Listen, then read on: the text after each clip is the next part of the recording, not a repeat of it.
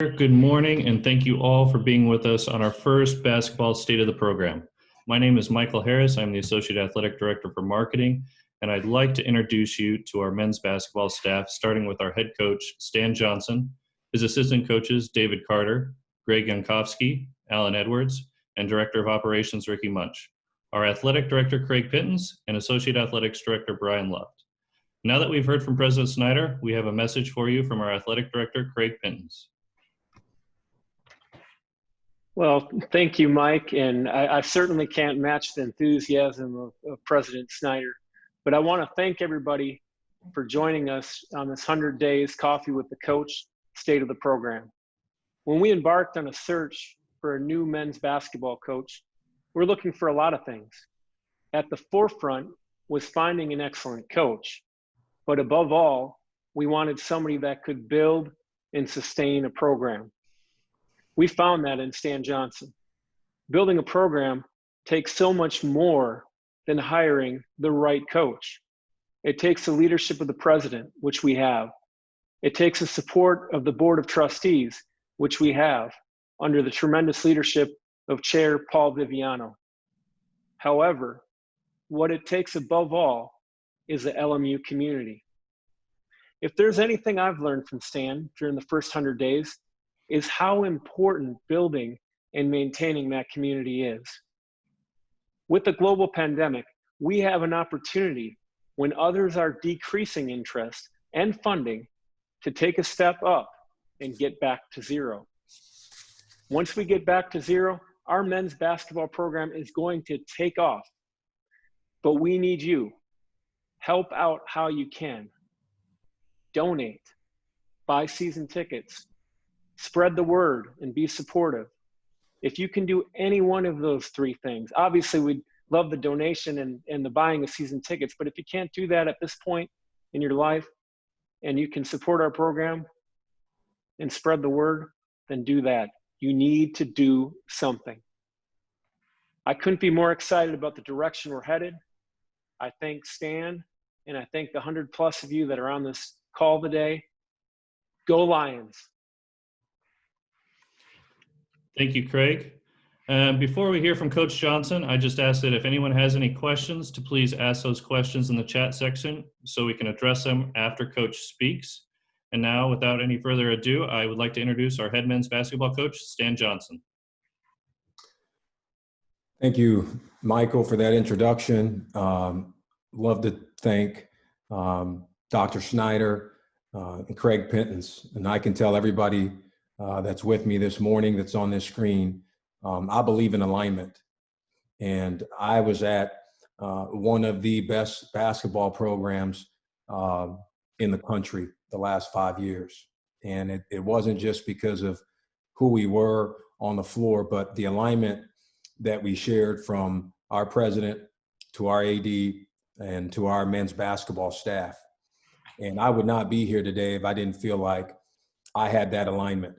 And when I envisioned taking a job, I wanted to work with people that not only could get the job done, but I wanted to be around people that I could share my life with. And I feel like I have that in Dr. Snyder, and I certainly have that in Craig Pittens. And I believe with that alignment, we have a chance to do something incredible here at LMU. I'd also like to take just a second before I get into it to introduce my staff. I know you've heard their names, but I'd like to say it again. Dave Carter comes to us from San Diego. He was formerly the head coach at Nevada and did an incredible job there. Coach Allen comes to us from Wyoming, where he spent 4 years as the head coach there and did an incredible job. Greg Jankowski comes to us from UCLA. Prior to that, he was with Coach Cronin for 10 years at Cincinnati. Ricky Munch comes to us from the Milwaukee Bucks. He's our director of basketball operations. Eric Johansson will leave the floor and become a GA for us. And then Shamar Johnson is in his second year, will complete his second year as a GA on our staff. And then Jordan Alcantar will be and continue to be our strength coach. And that's our staff. Obviously, we have a lot of people who touch our program. who are equally as important as the names I mentioned. But in terms of basketball and day-to-day operations, those are the people that will be on our staff. I got to tell you, March 20th was probably, without a shadow of a doubt, the best day of my professional life. You know, I've, for 18 years, 17 years, have had this dream of someday getting the phone call that I got from Craig Pentons. And I can't tell you how excited I was about receiving that call because this was a place I wanted to be at. Coincidentally enough, and I really don't believe in coincidence, and I haven't shared this with probably more than 5 people, when I was in high school, the first recruiting letter I ever received, the very first letter that came in the mail was from LMU. And they were pretty smart. They realized really quickly I wasn't good enough to play here, right? But I'm so thankful and grateful that they thought I was good enough to lead this program. And I believe in this place. I believe in the encouragement of learning, the education of the whole person, and the service of faith and the promotion of justice. That's who we stand for. Those are the things that I'm about. I believe we have a lot to sell here. Our academics, our location, the beauty of our campus. What an incredible place. I could not imagine starting my career at a better place. This is home. This is where I want to be. This is where I was called to be. And I'm excited to be here. Right after that excitement became reality. And reality really hit me on my first flight to LA. I jumped on that plane and there was 11 people on a Southwest Airlines flight leaving Milwaukee to come to LA. Why? A pandemic. I mean, who could imagine starting their career, their dream job, something you've worked so hard for in these times? My first flight to LA, like I said, there was 11 people. At some point, I didn't know if there was anybody flying the plane. I've never experienced anything like that. I've just named to you the guys on my staff. A couple weeks ago, for the first time, I met Greg. I've yet to hug these guys, really shake their hands, and we have not spent one day together in the office. We've been able to have 3 kids who have signed with us in the 20 class and 3 who have committed in the 21 class. I have not met, nor have I shook any of their hands. That's called adversity. And for me, adversity can break others.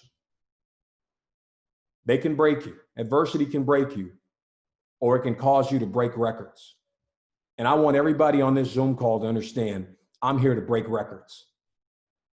Adversity will not break us. Adversity will make us stronger. We're going to break records at LMU. And even through adversity, we've used that as an opportunity to get better. The one thing I've told our guys, I've told our staff, in these times, we have to win the weight. We have to win the weight. So what have we done? The first thing I wanted to get done, I wanted to create a logo. I wanted to create something that we could all rally around. And for me, that's a new standard. Obviously, I played off my name. But what does that mean? For me, it is the quality in which our program operates. It's how our men's basketball program is viewed.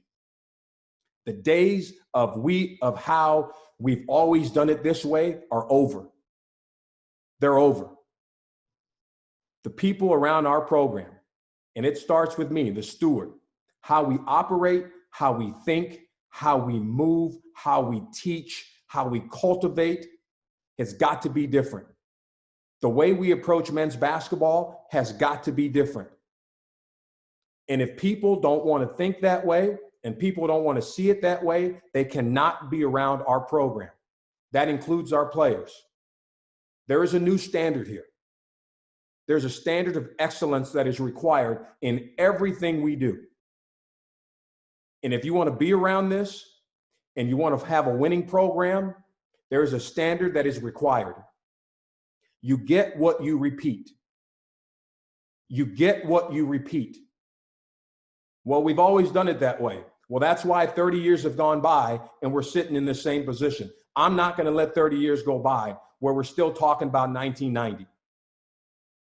You get what you repeat. And all of us, starting with me, have got to change the way we see it, the way we do it, and the way we apply it. You get what you repeat. There's a new standard. And every time you're around our program, the way we make you feel in terms of our interaction, the way we make you feel in terms of the way we play, the way we make you feel by the product we put out there will be different. That's a promise. I was challenged really early. After creating a new standard, I had to go sell it. And my first job was to keep Matthias Markussen home. And I want everybody to understand something. When a kid enters the portal, a kid of his caliber, the portal meaning the transfer portal in college basketball, and there is a change in coach, the odds of getting that kid back are slim to none. When you add Louisville, San Diego State, two teams that had a chance to win a national championship, Minnesota, and many others who were in hot pursuit of Matthias, for him to pause and listen to me and buy into the new standard and say, you know what, coach, I want to do this with you. That gave me great hope, not only what we could be now, but what we were capable of being in the future. That's very rare. That was our first great win. To keep our core together, Eli Scott, Damian Douglas, Kelly, Joe, those were 4 kids, had they entered the portal, in my opinion, could have played anywhere in the country. For them to not enter the portal was a win for us. And I'm excited about that. The next step for us, I wanted to hire the best assistant coaching staff in the country. I wanted people on my staff that were much smarter than me, because I knew if I'm the smartest guy on the staff, we're in some serious trouble. And we were able to do that. Think about this group for a second. 51 years of coaching experience. 51. That's pretty impressive, but it also says they're pretty freaking old. 27 postseason appearances. That's incredible. And 20 conference championships. I'll put that up with any staff in America. We were fortunate. I had a chance to hire Dave Carter. And going into this search for me, I thought, man, if I'm lucky enough to get Dave or Alan, 2 guys that have been head coaches, that would be a win. And as we started having conversations, I thought to myself, man, holy crap, I got a chance to get both these guys. Dave Carter is from Crenshaw, played at Crenshaw High School, played in this league at St. Mary's. Think about this for a second. Coach Carter has more assists in the WCC than John Stockton does. Coach has had an illustrious career. When we think of Reno, Nevada, and we think of the University of Nevada, Coach Carter was a big reason we went from Reno to the University of Nevada. They changed the perception of that program, which led him to become the head coach there. He's currently been the head coach of San Diego. He's been in our league as an assistant at St. Mary's, and he's also been at Georgia. I'm excited about him. Coach Edwards has spent the last 9 seasons in Wyoming, and I've told him he deserves a statue for having 9 seasons in Laramie, Wyoming. 4 of those as the head coach. He's an impressive guy, a tremendous coach, a tremendous teacher. Coach Allen played at the University of Kentucky, and I think he's one of maybe 1 or 2 guys in the history of college basketball to play in 3 Final Fours and win 2. Those are the kind of guys I wanted to be around. Greg Unkowski, comes to us from UCLA. And we saw, had the pandemic not hit, UCLA was on the verge of something incredible, a great turnaround for them. He played a major role in that. 10 years before that, he was with Mick Cronin at Cincinnati. Greg has been, mark it down, it's incredible, 10 straight, not one, not two, not three, 10 straight NCAA tournament appearances he's been a part of. I feel a lot of pressure to help Greg get to 11. So we're going to work on that this year. Ricky Munch. Ricky was a guy who was a student manager for us at Marquette for his 4 years there. He went on to work with the Bucks last year, was really close with Coach Budenholzer, almost becoming his right-hand man with a lot of different things in their organization. I don't know how smart Ricky is, because Ricky left a championship caliber organization to come be with us at LMU. So after this, you guys may want to evaluate his mindset. But he is sharp, he is intelligent, and he's a rising star in our profession. So I'm fortunate enough to be surrounded every single day by those guys. And I want you to know you've got one of the best staffs in the country. We had to get to work really early. We had 4 kids that decided that LMU wasn't going to be for them, that decided that they wanted to transfer. And we had to address that. For us, I wanted to get old, and I wanted to give the guys returning the best opportunity to win this year while not compromising our future. And we were able to sign Cody Pugh, a Stanford transfer. The beauty about Cody, not only is he a Stanford grad, but he still has 2 years to play of eligibility left, which is very rare. And Cody adds tremendous athleticism to our program, and he fits exactly how I want to play. Quinton Jackson, we added as a grad transfer from Temple, and Quinton addresses a need that we had immediately on the guard line. He's somebody that can play the point and can play off the ball. And we were incredibly fortunate to add someone of his caliber to our program. And then the last guy we added was Mayum. Mayum played at the Potter House Christian Academy in Florida. Mayum had high major interests all over the country. And for us to get a talented freshman like Mayum that late speaks volumes of our staff. And I want to say this about my staff and what makes it really cool. Each of those kids, each of our assistant coaches were primarily responsible for getting here. Talk about making a guy feel good. So I'm excited about our 20 class and how we were able to address that need. We still have 1 scholarship left, and I'm okay sitting on it because we're not going to take anybody here just to take them. If we find somebody late that can impact winning and help us become a championship team, we'll certainly, take that kind of player, but we're not going to just take somebody to be on the roster. The next thing that we wanted to do was we wanted to protect home base. And I wanted everybody to know. I wanted the schools in California. I wanted the AAU coaches in California, the high school coaches in California, the media in California, and everybody nationally to know that Loyola Marymount was going to protect their home turf. As I studied our roster, we had 3 kids on our roster from California. And for me, that's not good enough. We are in fertile soil, and we are surrounded by talent. And it's our job to keep that talent home. We wanted to make a statement that LMU basketball was not playing around. So far, I can't go into detail because of compliance, but we have 3 kids from Los Angeles committed in that class. As of a couple weeks ago, our class was rated the 8th ranked recruiting class in 21. Think about this for a second. We're 1 spot behind Louisville. We're 2 spots ahead of Duke. I love saying that. I love saying that because that's what we're capable of being. Now, is that going to fluctuate a little bit when people continue to add to their recruiting class? Sure. But guess what? We're not done either. And those are the types of people I want us to be associated with. We've spent so much time Zooming with every high school coach in the state.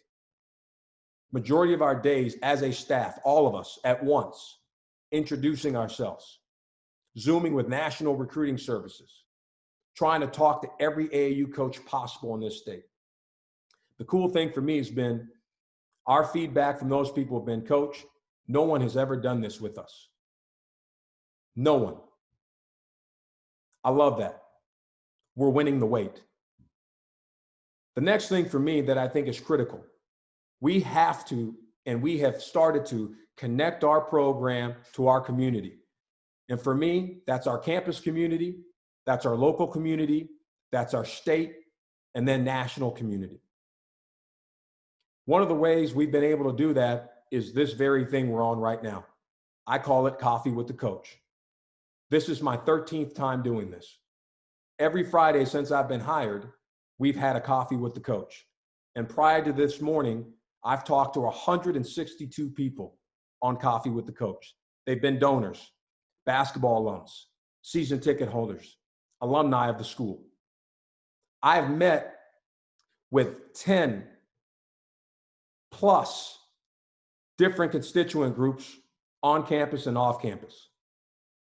We've put in, with our marketing team, a 200-day community engagement plan, all centered around connecting our program to everybody.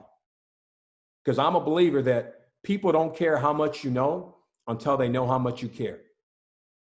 And for me, care and love equals time.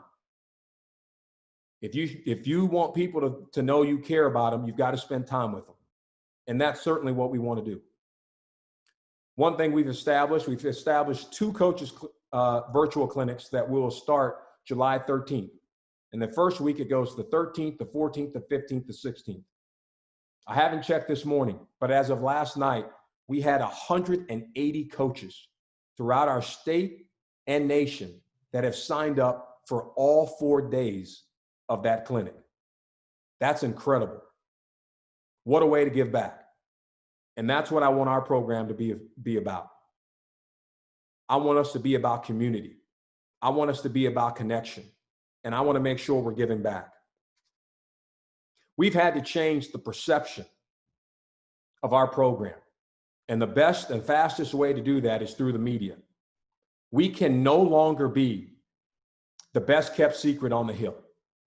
Those days are over. We have a lot to sell here. I wanted to change that.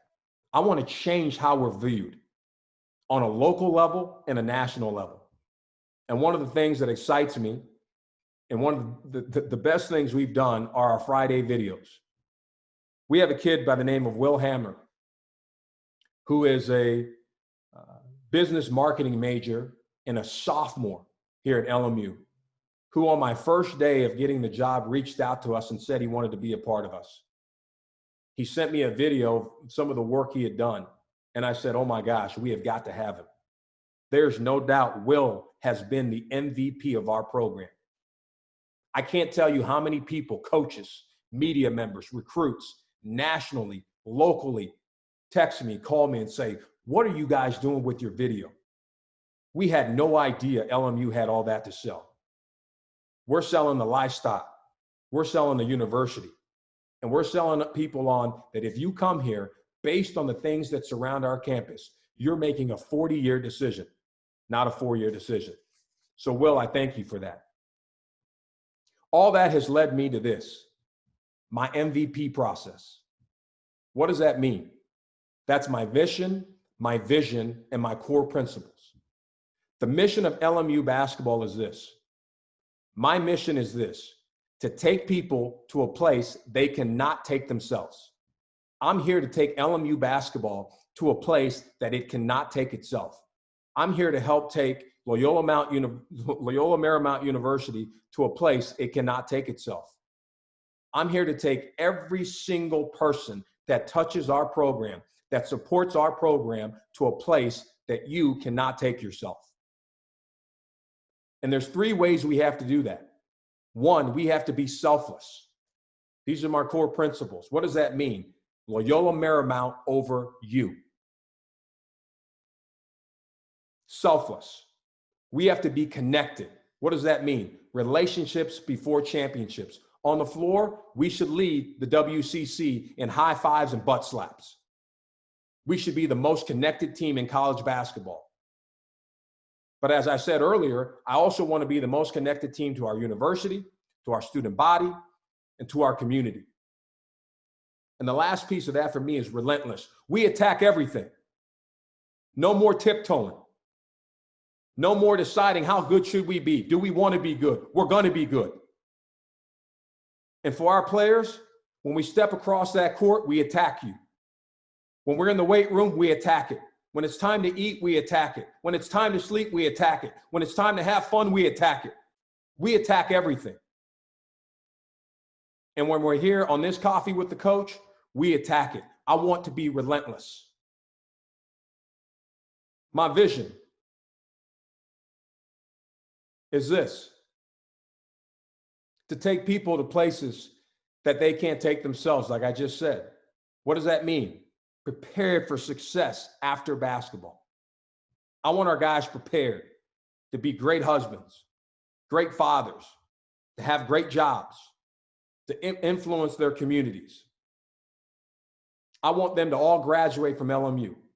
And I tell every recruit that'll listen to me,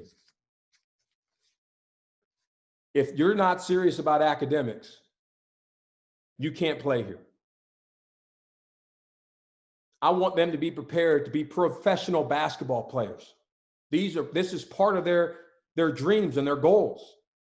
I want this to be a place where guys see that if I go to LMU and I play for that coaching staff and I'm surrounded by the people in that university, I can achieve my highest dreams. I want to win a national championship here. And I'm not afraid to say it. Is that going to happen overnight? No. But there's no ceiling. The only ceiling we have are the ceilings we put on ourselves. I want to play in the postseason every year. That's the expectation. I want to win this league. That's the expectation. We should expect to win 20+ games a year. That's the expectation. I want you to know our best competitors will play. I don't care how talented you are. If you don't compete, you will not play. I want you to know we're going to be well prepared and we're going to be well conditioned.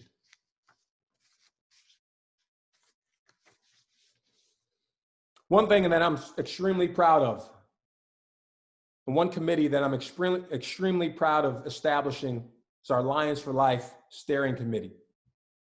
These are groups of people and individuals who are giving up their time and giving us so much effort to create the movement in growing and changing the direction of LMU basketball. Tina Hammers, Dave Hammers, Amy Garrity, Ron Oakham, Dante Puccinelli, Marianne Harrell, Charlie Stauber, Tim Dean, Brian Luff, Andy Huey. Thank you. Thank you for locking arms with me. Thank you for believing in the vision. Thank you for taking your time to help us create this standard. I love our Thursday meetings. I love sitting back and listening to you guys talk about how we can move this program forward. I love seeing that kind of investment. I appreciate you. Academically, think about this. Through adversity, coaching change, and pandemic, our team achieved a 3.0 GPA. That is the third time in the history of this program that has happened. We're not just going to be athletes. We're going to embody student athletes. And we're going to be scholar ballers. And we're going to represent our university the right way. My Thursday team meetings with our program have been awesome. I have not been able to get in front of our guys in person. We meet every Thursday at noon. And like I said to you to start this, my whole thing to them has been, we have got to win the weight. There are a lot of teams across the country using excuses, sitting back waiting. We've got to win the weight. And how do we do that? We have to transform our culture. We've talked to them about their individual and team improvements. We've worked on the mental game. I have hired a mental coach by the name of Brian Kane, who is helping change the minds of our guys so that they can be the best versions of themselves. Because We are going to have a total reconstruction of our style of play. I want to be a high scoring team. I want to play fast. I want to be attacking, and I want to be confident. But in order to do this, we must win the moment. What does win mean to me? What is important now? And guys, this is what is important now. In order to get this program back to zero, there are some areas that we must address immediately. And this only gets us back to zero. None of this is including Gersten, not one of it. There are things that we have to address before we get there. And I would say this to this group.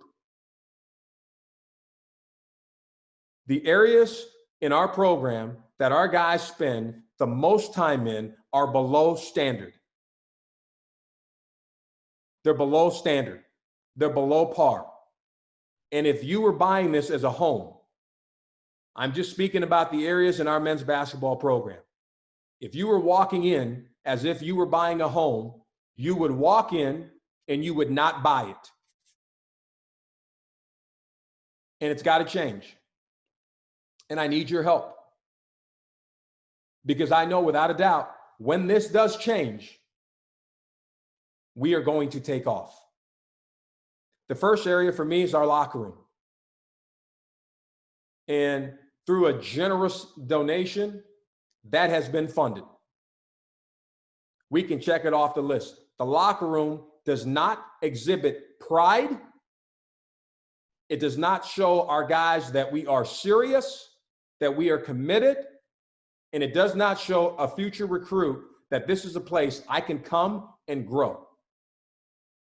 The second area for me are the hallways that lead to our locker room.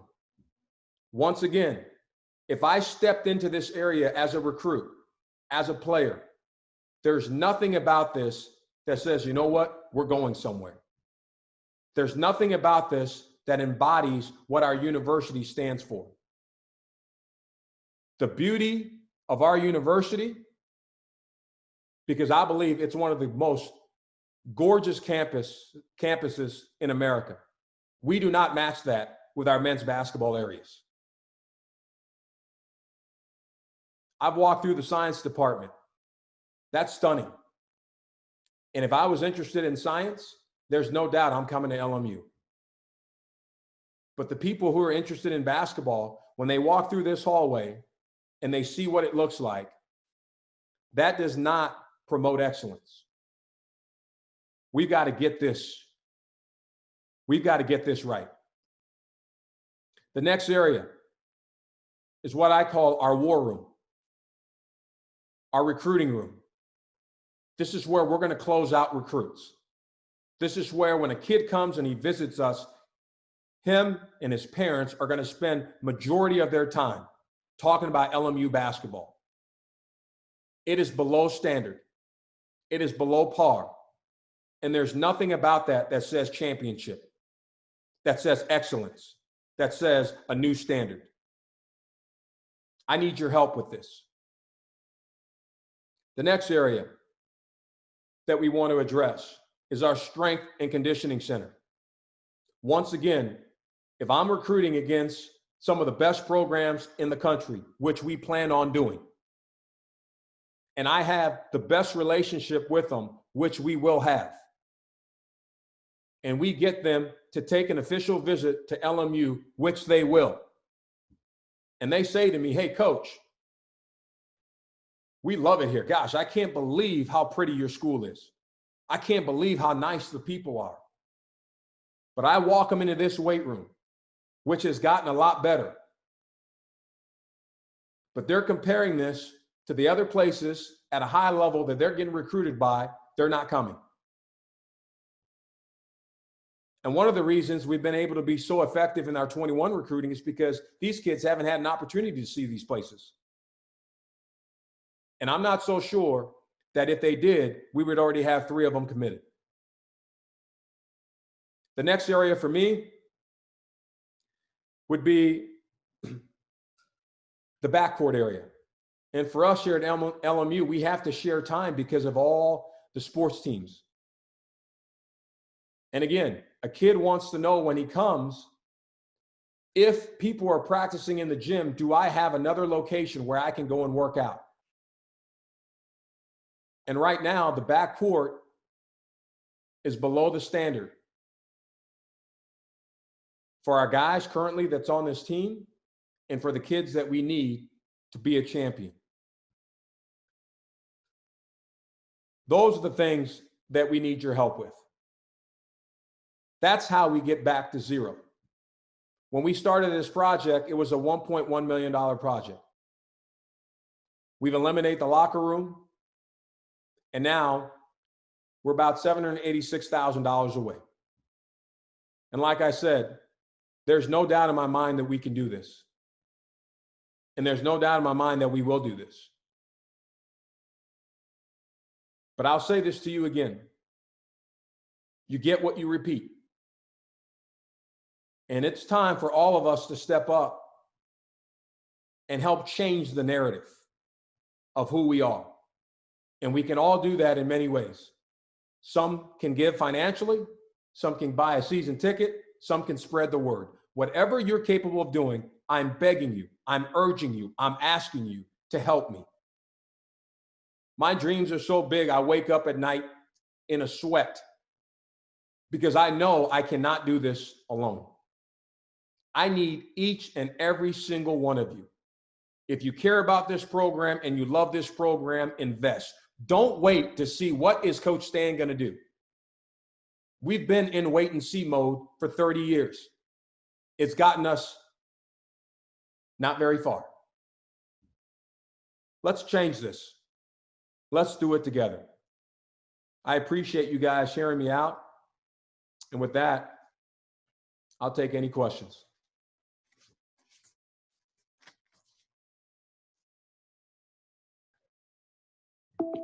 Coach, thank you so much. I'd like to start you off with some questions.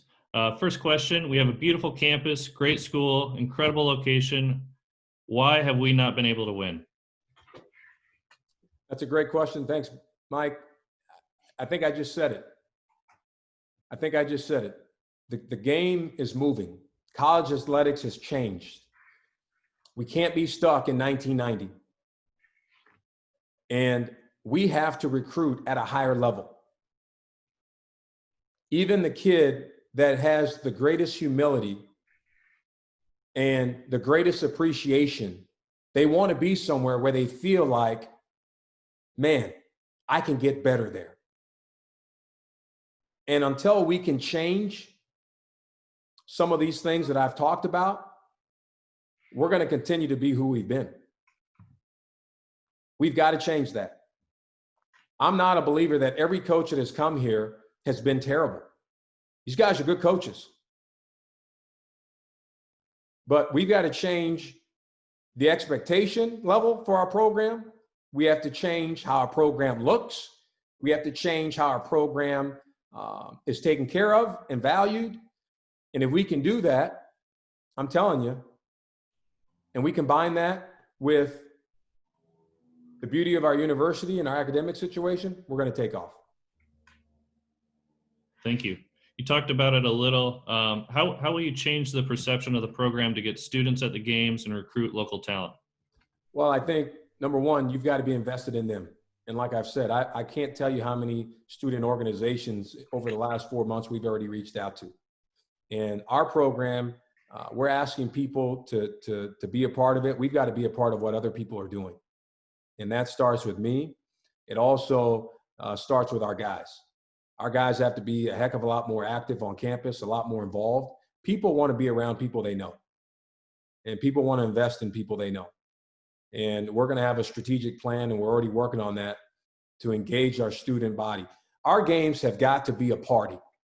Our games have got to be something that's cool to go to.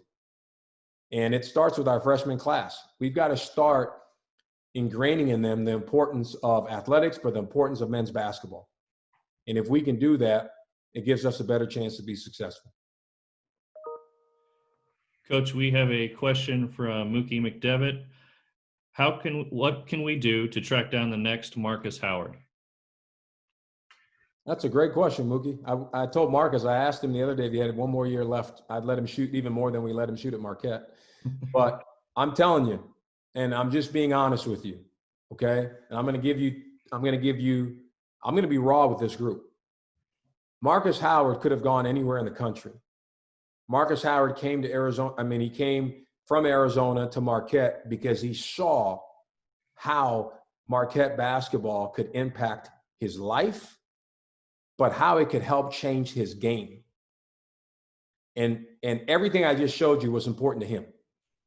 Marcus Howard showed up at Marquette 215 pounds. So the weight room was important. How he ate was important. Getting extra practice time was important. And if Marcus Howard showed up at LMU, based on our relationship, he'd be interested. But if he walked into those areas, he would not come. Thank you, Coach. And just a reminder, if anybody has any questions, please put them in the chat now. This next question comes from Brandon Lang. 12 of the top 50 players in the 2020 California 247 rankings are still uncommitted. Does it look like we are going to get any of them on campus this fall? Well, I don't know who we're going to get on campus. And we're still working, and those aren't things we can speak about. But I will say this to you guys. We've been very strategic with 2020. And just because somebody's available, there's a lot of stuff behind that. What I don't want to do is I don't want to take anybody in California for this year that we're not sure of or unaware of. Because if we do that and it doesn't work out for that kid, it's going to impact our future. And that's why our focus has been really on 21. And with one scholarship left in a perfect world, I'd like to get older, because I love what we're doing in 21. I'd like to get older. I'd like to get another grad transfer if possible this year to set up our 21 class. So that's kind of the strategy behind what we're doing. This question comes in from John Motes. Coach, do you have a target year for winning the West Coast Conference? I don't. And every year is the target. Does that mean that's going to happen? I'm not sure. I tell my team every day when I'm in front of them, we have a championship level team I'm looking at. We're not that yet. We don't operate that way yet, but I believe that. I'm not gonna set a date on when we're gonna do that. Winning's hard. Winning's hard. Everything I've just said to you is a byproduct of how you win. And to win, you have to do certain things to win. And it's not just a new coach coming in. We all have to change our approach, our mindset, and how we do business. Winning requires what it requires, and you cannot bargain with it. And if you bargain with it, we're going to end up being where we've been. So for me, every year we're going to go for it, every single year. But we have to continue to improve our talent level. Our talent level is not there yet. It's not there yet. It will be. Thank you, Coach. Next question is from Robert. When we get the funding for upgrading the basketball facilities, when do we anticipate those projects being completed? Well, here's what I would say to you guys.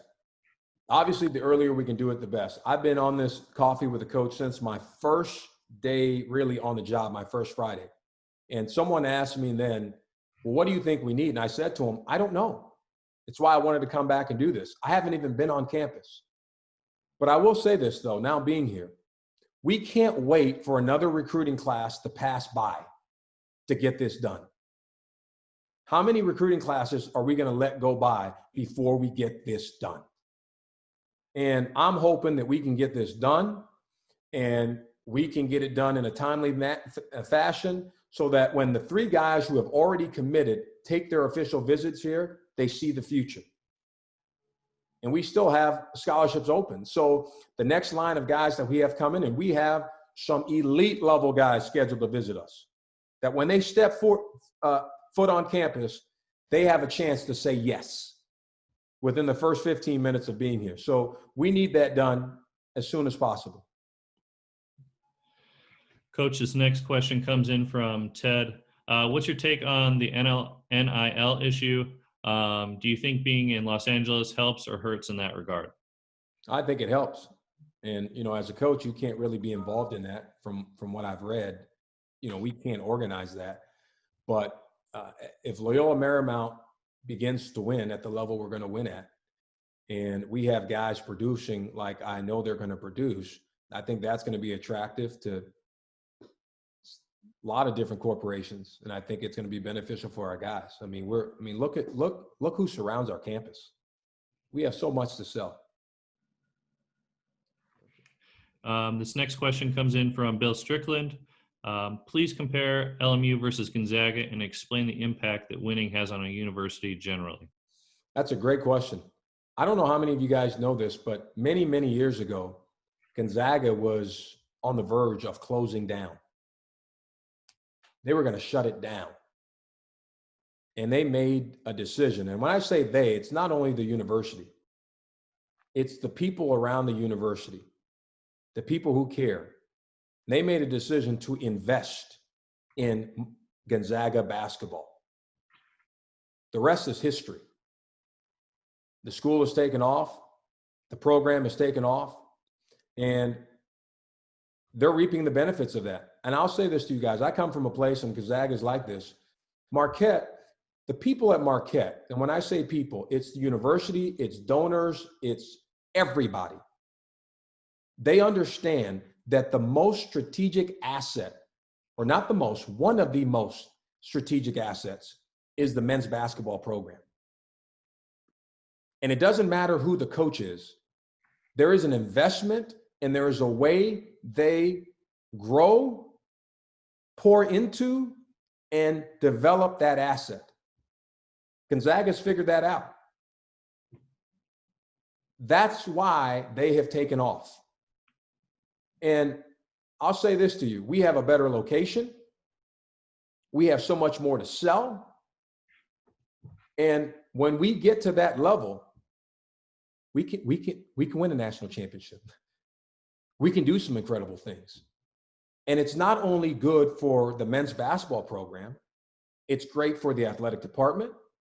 It's powerful for the university. It's great for the faculty. It's great for the deans. It's beneficial to everyone. And I'm hoping as we're going through this, that people will sense that, see it, and invest in that. This next question comes in from Imperial Graphics. What do you plan on doing to get the community of Westchester more involved with the basketball program? That's a good question. Mike, you're a witness. What was the one question I asked you in our marketing meeting yesterday? How are we going to get the community involved in Westchester? So I just asked that question. I mean, we have to protect home base. I mean, we're surrounded by a neighborhood. And I can't figure out why a neighborhood, why you wouldn't want to just walk to a game. Doesn't make any sense to me. But we have to find ways to cultivate those relationships with our neighborhood. I'm going to do that. I've spoken to the neighborhood council already. We're going to continue to grow those relationships. And if I have to go door to door and sit there and do a home visit pretty much with everybody in the Westchester area, we'll do that.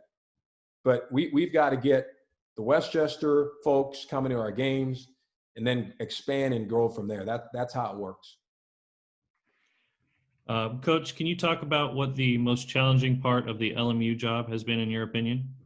Yeah, I think it's probably every job. It's probably every corporation you take. It's trying to change a mindset. It's trying to change, well, this is how we've always done it. It's trying to change that thinking. It's trying to get the apathy out of this program.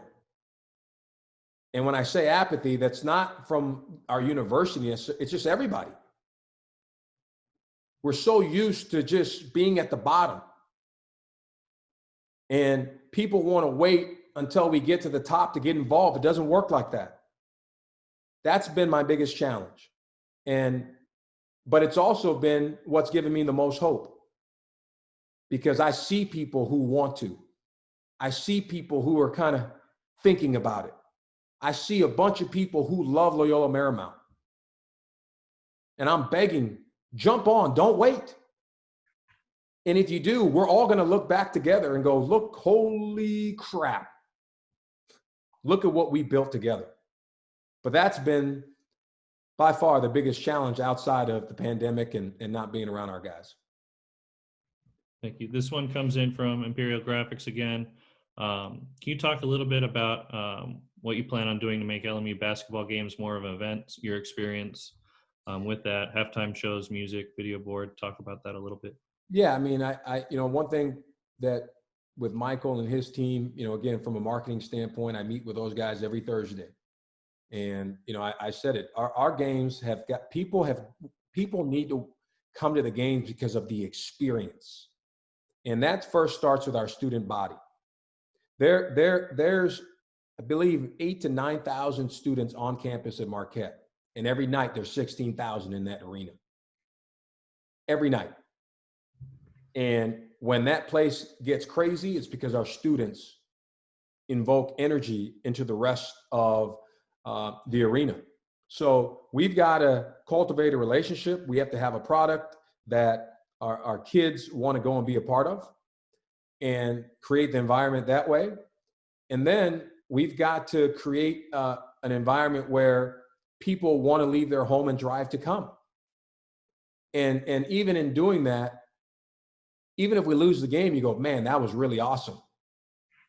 Boy, was that organized. The detail of that, it was really fun. It's a great environment for our kids. We're going to come back. So that's why I hope to get to. And there's a lot of things that we can talk about. Music, production, all that. I'm not going to bore you with that, but we are looking at every aspect. And I think Craig coming in with his background has already done some tremendous things to try to change that. We want to continue to grow it. And that's something we're working on weekly. This comes from Marvin. What style of play can we expect this upcoming season? Yeah, obviously when I get to the point where we've recruited the kind of guys that we need to be successful, I hope to be the fastest, most attacking team in our league and one of the most versatile teams in the country. But with what we have this year, we are going to play faster. I do not want to play in the 50s. And the one thing I've told our guys, I know we're in the pandemic, but you better be conditioning. You better get in shape because we're going to run. And we want to strike you early in transition. We want to spread the floor and play in ball screens. We want to give our guys freedom and creativity. I want to teach our guys how to play and not bog them down with sets, because I believe if you teach guys how to play, the sets you run will be better. Defensively, we're going to be tough to score against. We're going to force you into non-paint twos. We're going to hold you to one shot, and we're going to play man-to-man defense. And those are the things that I believe in. That's how I was brought up.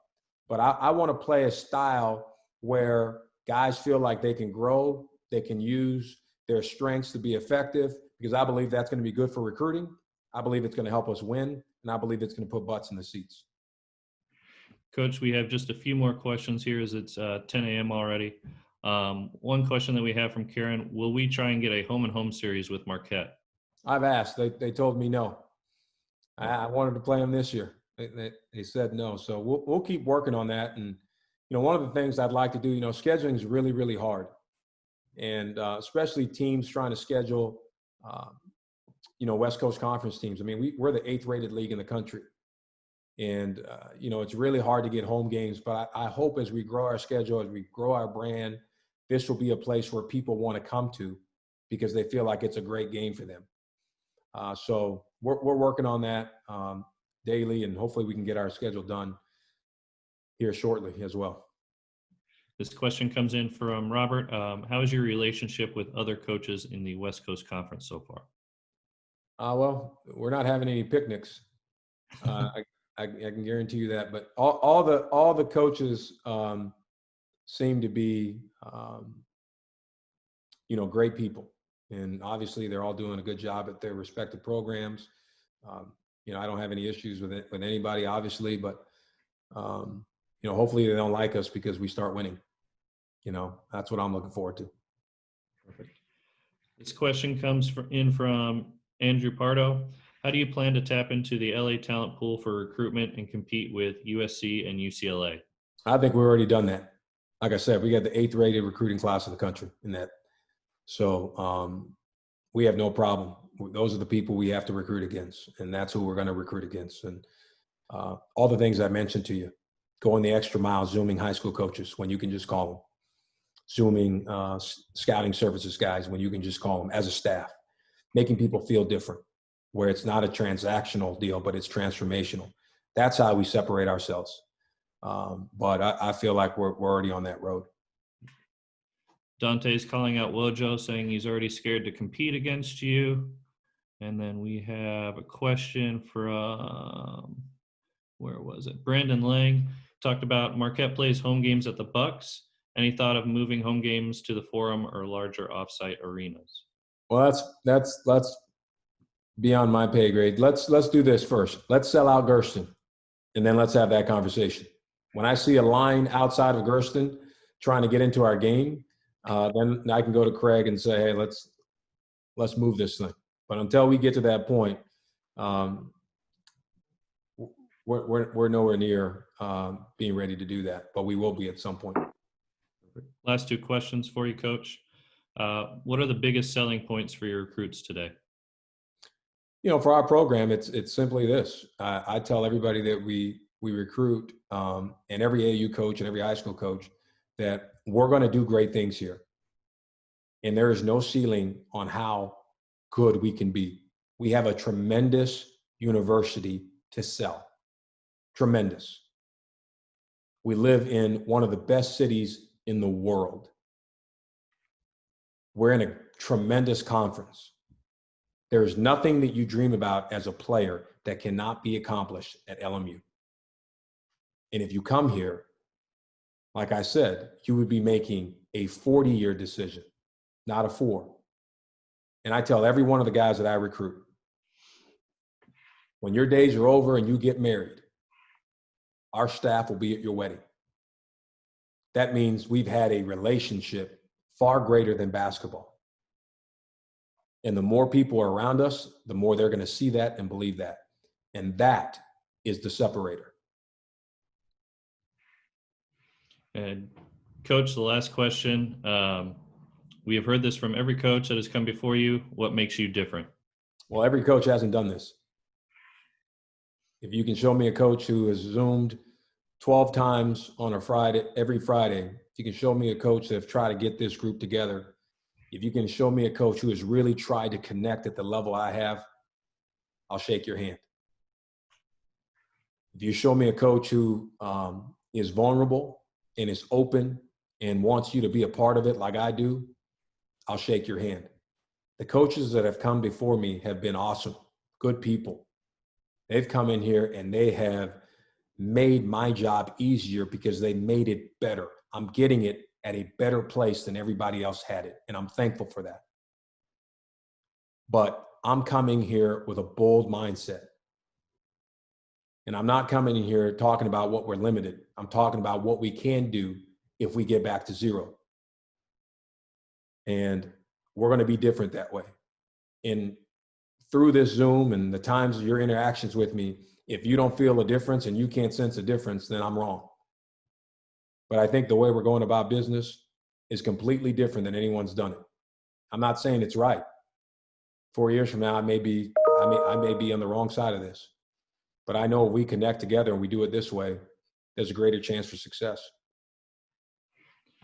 Thank you. I want to thank everybody for their time today. Thank you for the questions that you asked. Thank you, Coach Johnson. Coach, do you have any last words? Yeah, a couple things. I want this group to know that I'm not asking for something. The things that I'm asking for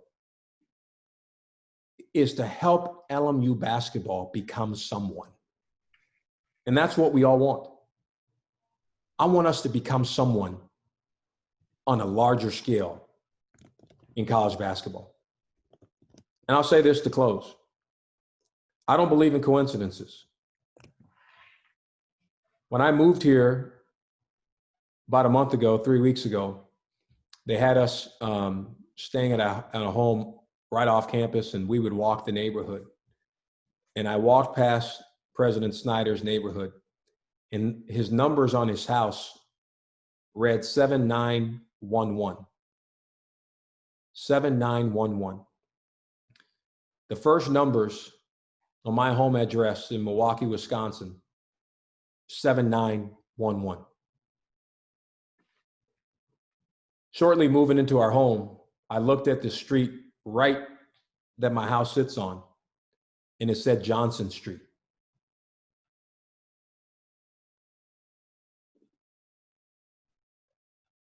I have chills thinking about it. I'm where I'm supposed to be. We're sitting on gold. We got to dig. I need people who want to dig for that gold. We got to protect this asset. And if you do that, we're going to do something special. We're going to do something incredible. But let's change the narrative. Let's create a new standard. Michael Harris, Nick Bristol, Brian Luff, you guys behind the scenes that allowed today to be possible and go so smoothly, thank you. I appreciate it. Everybody on this Zoom, you didn't have to be on here with me today, thank you. It gives me hope. I'm not going to let you down. You're going to get my best, our staff's best, every single day. Let's do it together. Let's create a new standard. Thank you.